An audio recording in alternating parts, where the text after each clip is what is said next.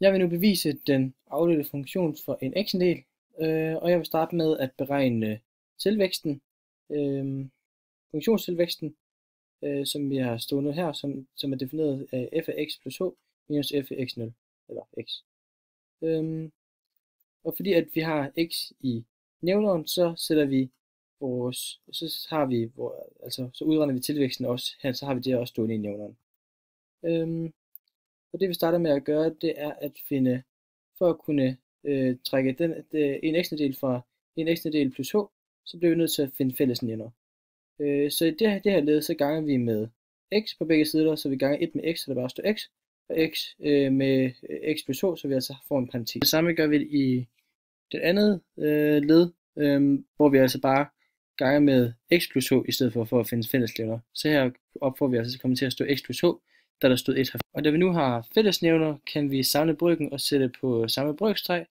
Og her i nævneren har vi jo ganger vi altså x med h, x med x, så vi får x i anden, og x med h, så vi får x i anden plus xh. Og i tælleren, så har vi, når vi samler under samme brøkstreg, så får vi altså x minus x plus h. Og det er altså det samme som h, da det der minusparentes, så det bliver x minus x, og plusset her laves om til h. Så x'en er gået ud med hinanden, og vi er altså tilbage med minus h.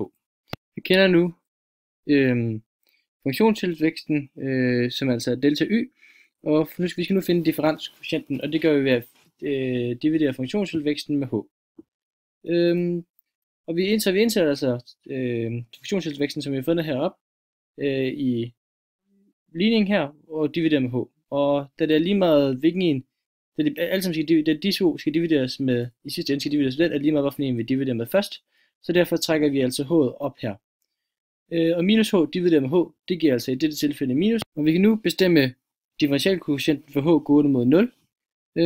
Og det at h gående mod 0 betyder, at h i dette tilfælde bliver mindre og mindre, altså det kommer til at nærme sig 0 så meget som muligt. Derfor forsvinder dette led, da x gange med 0 er 0. Og vi får altså i sidste ende minus 1 divideret med x i anden.